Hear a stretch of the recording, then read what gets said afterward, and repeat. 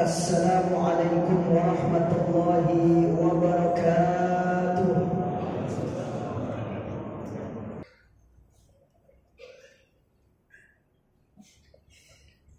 Alhamdulillah,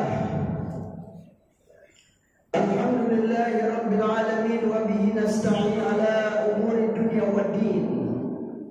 Ashhadu an la ilaha illallah wahdahu la syarika lah, wa ashhadu anna Muhammadan abduhu wa rasuluh.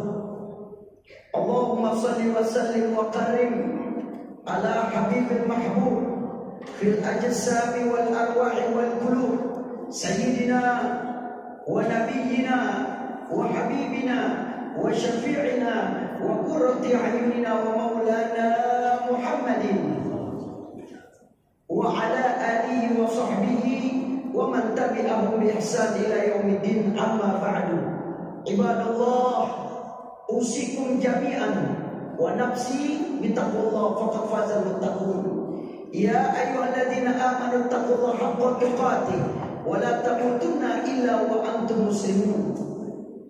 Jamaah sidang Jumat rahimakumullah, pada hari ini adalah hari Jumat yang terakhir di bulan Muharram, di Ashhurul Hurum, yang mana Allah Subhanahu wa taala berfirman di dalam Al-Qur'an, "Inna iddatash syuhuri indallahi 12 syahran fi kitabillah yauma khalaqas samawati wal ard minha arba'atun hurum."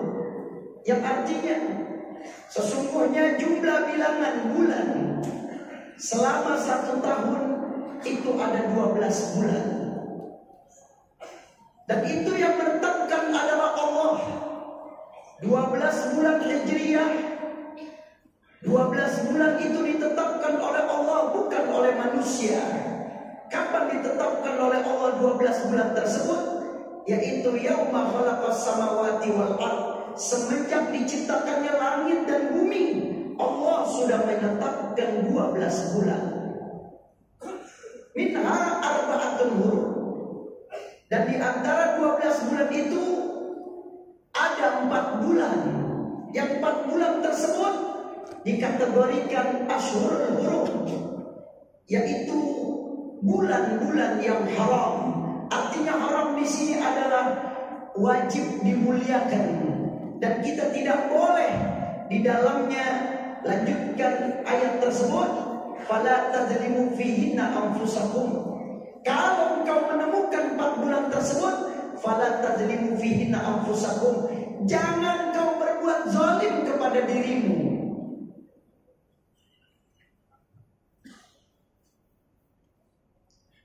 Empat bulan tersebut 3 bulan berturut-turut. Dzulqa'dah, Dzulhijjah sudah kita lewati, dan Muharram. Hari ini Jumat terakhir. Jumat yang akan datang sudah masuk tanggal 1 Safar. Mari sama-sama kita tingkatkan ketakwaan kita kepada Allah Subhanahu wa taala. Bulan yang keempat yaitu Rajab. 4 bulan ini Allah katakan, apabila kau menemui 4 bulan tersebut, Dzulqa'dah, Dzulhijjah, 3 bulan berturut-turut, dan yang satunya misah, bulan yang ke-7 yaitu Rajab. Jaga bulan tersebut. Fala tadzlimu fihinna anfusakum, jangan kau zalimi dirimu di 4 bulan tersebut. Bahkan dari zaman Nabi Adam sampai zaman Nabi Muhammad SAW, kita terakhir ini, zaman terakhir itu, apabila menemui 4 bulan tersebut, mereka tidak ada yang berani berperang. Gencatan senjata di 4 bulan tersebut terakhir. Masih ada sisa sama kita sekitar 6 hari lagi. Ayo kita tingkatkan ketakwaan kita kepada Allah. Apa arti takwa? Imtisalul awamir wa ijtinabun nawahi. Arti takwa adalah mengikuti perintah-perintah Allah, menjauhi larangan-larangan Allah. Tapi ingat hadirin, banyak di antara kita mengikuti perintah-perintah Allah, sholatnya rajin, ibadahnya rajin, sedekahnya rajin. Di mata manusia, orang tersebut baik, sopan, santun, Masya Allah. Ketakwaan itu ada sumbernya. Sumber ketakwaan itu sebagaimana sabda Nabi Muhammad SAW, at-taqwa hahuna, at-taqwa hahuna, at-taqwa hahuna, yusiru ala sadrihi thalatha marrat. Nabi mengangkat tangan kanannya dan meletakkan telapak tangan kanannya di dada sebelah kiri, sambil Nabi menepuk dada sebelah kiri, mengatakan di depan para sahabat, at-taqwa hahuna, at-taqwa hahuna, at-taqwa hahuna. Wahai para sahabatku, wahai umatku, takwa itu ada di balik dadamu sebelah kiri. Takwa itu ada di balik dadamu sebelah kiri. Takwa itu ada di balik dadamu sebelah kiri. Sambil menunjuk ke dada sebelah kiri, ternyata di dada kita sebelah kiri, di situ ada segumpal darah. Idza saluhat saluhal jasad kullu, wa idza fasada fasada jasad kullu, ala wa hiya al-qalbu. Apa segumpal darah tersebut? Apabila segumpal darah tersebut baik, maka seluruh tubuh kita akan baik. Dan apabila segumpal darah tersebut di balik dada kita sebelah kiri buruk, maka semuanya akan buruk. Ala wa hiya al-qalbu. Apa segumpal darah tersebut? Hati.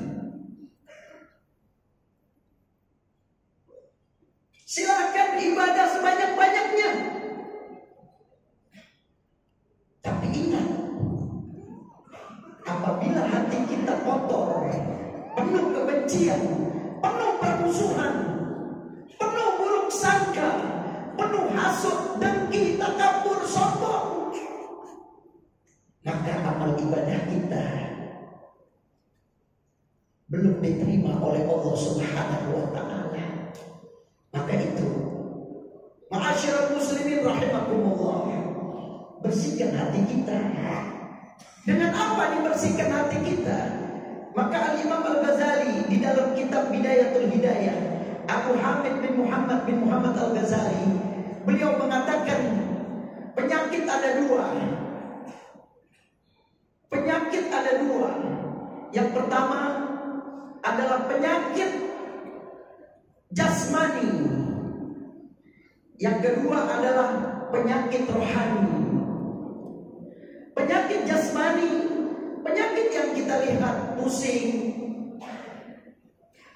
stroke, dan sebagainya, itu jasmani. Yang kedua penyakit rohani. Penyakit rohani itu adalah penyakit hati. Hasud, dengki, sombong, yang berkenaan dengan hati. Kata Imam Ghazali, penyakit jasmani banyak orang mencari obatnya. Bahkan dia berani meminjam uang, bahkan dia berani menggadaikan barang-barangnya. Yang penting penyakit jasmani saya sembuh. Dia lupa ada penyakit rohani, penyakit hati yang Imam Ghazali mengatakan di dalam kitab Bidayatul Hidayah. Sedikit orang yang memperhatikan untuk mencari obatnya, untuk menyembuhkan penyakit rohani. Lihat di antara kita, perbuatan baiknya banyak, amal ibadahnya banyak, sholatnya rajin, alhamdulillah, baca Al-Qurannya rajin, alhamdulillah. Akan tetapi rohaninya, hatinya penuh dengan buruk sangka, penuh dengan hasud, penuh dengan adu domba, penuh dengan riya, penuh dengan sombong. Maka Imam Ghazali mengatakan, jika engkau ingin hati kamu Sebagaimana engkau mencari obat untuk penyakit jasmani, maka Imam Ghazali mengatakan yang pertama, duduklah dengan orang-orang yang dekat kepada Allah Subhanahu wa Ta'ala. Siapa mereka orang-orang yang dekat kepada Allah? Mereka adalah para waliullah. Mereka adalah para ulama. Al-ulama warasatul anbiya. Ulama itu adalah pewaris para nabi. Dekatlah oleh orang-orang saleh. Yang kedua, sholatlah di malam hari. Ketika manusia semuanya tidur, ketika manusia semuanya lelap dalam tidurnya, Anda berdoa. Yang ketiga, kita membaca Al-Quran. Bacalah Al-Quran, karena Al-Quran itu adalah teman kita, baik di dunia maupun di alam kubur dan bahkan di akhirat. Merugi kita apabila kita sudah umur 40 tahun kita belum bisa membaca Al-Quran. Bahkan ada di dalam hadis dikatakan, man zada umruhu arba'ina sana. Siapa orang yang umurnya sudah lebih dari 40 tahun dan dia belum bisa membaca Al-Quran, apa kata Nabi? Orang itu dikhawatirkan akan meninggal dalam keadaan su'ul khotimah, yaitu dalam keadaan jelek meninggalnya. Hadirin, dari khutbah yang singkat ini, ayo sama-sama, jangan sampai umur kita sudah lebih dari 40 kita belum bisa baca Al-Quran. Kalau kita tahu, kalau seandainya Allah hidupkan orang-orang yang mati sekarang di alam kubur, dibangkitkan lagi oleh Allah, mereka pasti akan mencari orang-orang yang bisa membaca Al-Quran, dan dia akan minta untuk belajar membaca Al-Quran. Karena Nabi bersabda, Iqra'ul Quran fa innahu ya'ti yaumal qiyamah syafi'an li ashabi. Bacalah Al-Quran, karena Al-Quran itu akan memberikan syafaat kita di yaumil qiyamah. Al-Quran yang akan menerangi kuburan kita. Bahkan Nabi mengatakan di dalam hadis sahih, khairukum man ta'allama al-Quran wa 'allamahu.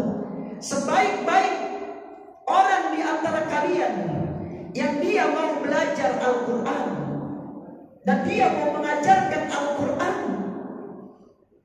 Nabi tidak mengatakan sebaik-baik manusia adalah yang tinggi pangkatnya, tinggi kedudukannya.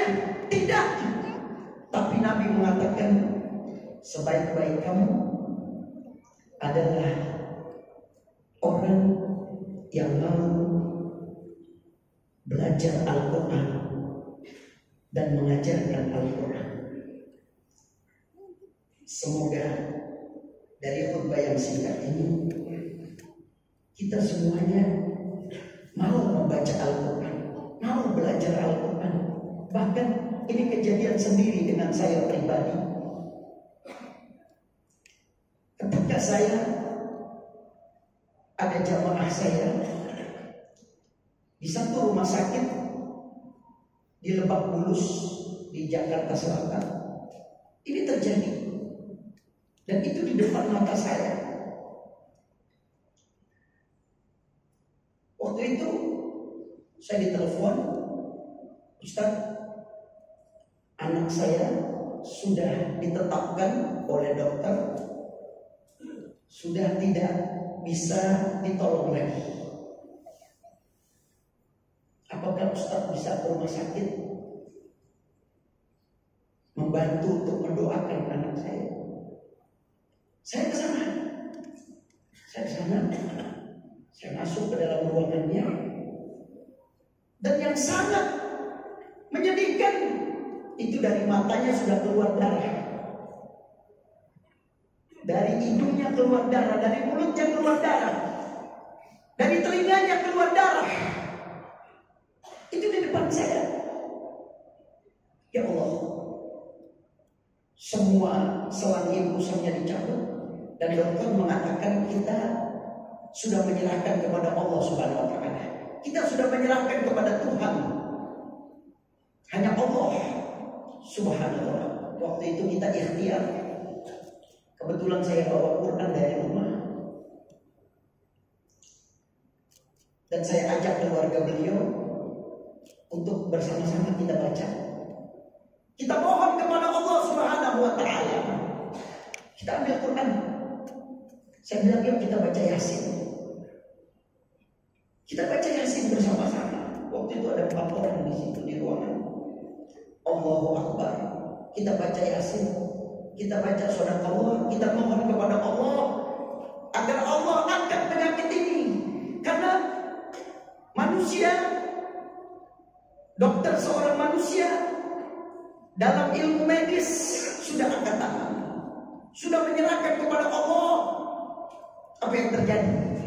Ternyata Quran itu benar-benar wa huwa syifaa wa rahmah. Quran itu adalah penyembuh.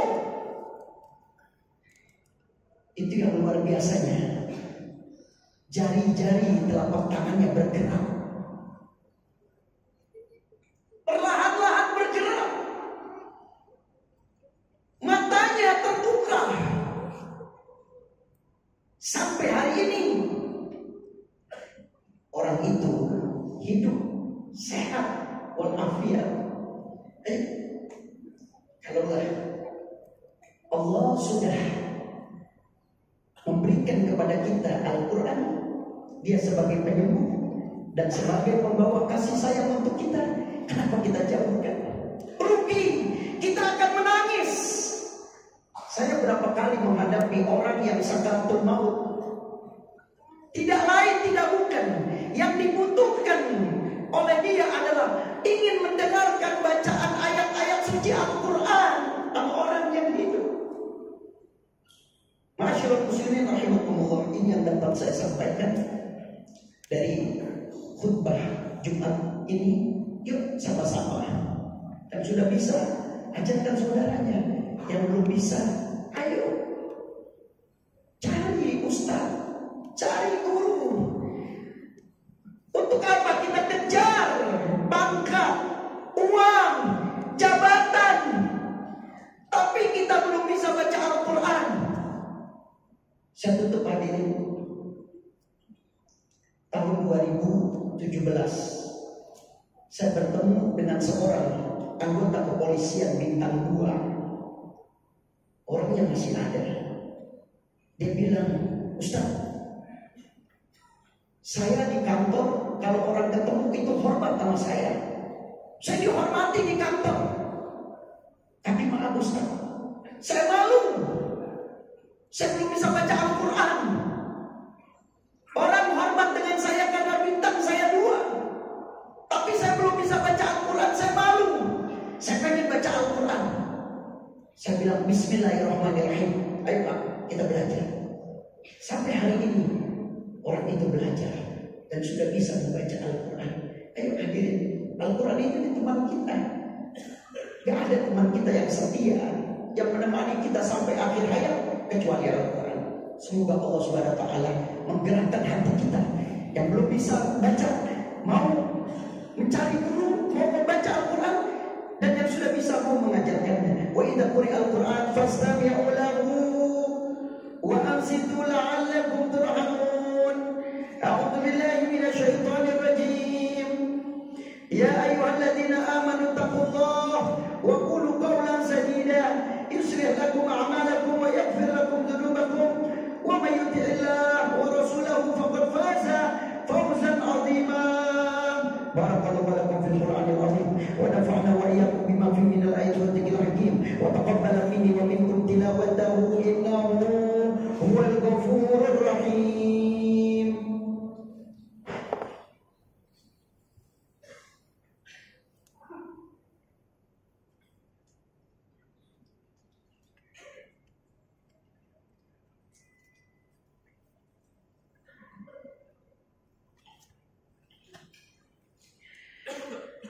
الحمد لله حمدا كما أمر وأشهد أن لا إله إلا الله وحده لا شريك له إرغاما لمن جحد به وكفر وأشهد أن سيدنا محمدا عبده ورسوله السيد الخلائق والبشر. اللهم صل وسلم على سيدنا محمد وعلى آله وصحبه من اتصلت عين بنظر وأذن بخبر. أما بعد فيا معاشر المسلمين اتقوا الله تعالى وذروا الفواحش ما ظهر منها وما بطن وحافظوا على الطاعة وحضور الجمعة والجماعة واعلموا أن الله أمركم بأمر بدأ فيه بنفسه وسن بملائكة قدسه فقال تعالى ولم يزل قائلا عليما إن الله وملائكته يصلون على النبي يا أيها الذين آمنوا صلوا عليه وسلموا تسليما. اللهم صل وسلم على سيدنا محمد وعلى آل سيدنا محمد وارض اللهم عن أصحاب رسول الله سيدنا أبو بكر وعمر وعثمان وعلي وأنا معهم وفيهم برحمتك يا أرحم الراحمين آمين. اللهم اغفر للمسلمين والمسلمات والمؤمنين والمؤمنات الأحياء منهم والأموات. اللهم أعز الإسلام والمسلمين وأعلي كلمتك إلى يوم الدين. اللهم انصر من نصر الدين واغفر من خذل المسلمين. اللهم ارفع عنا البلاء والوباء والربا والزنا والزلازل والمحن وسوء الفتن ما ظهر منها وما بطن عن بلدنا هذا خاصة إندونيسيا وعن سائر البلاد المسلمين عامة يا رب العالمين. اللهم ربنا آتنا في الدنيا حسنة وفي الآخرة حسنة وقنا عذاب النار.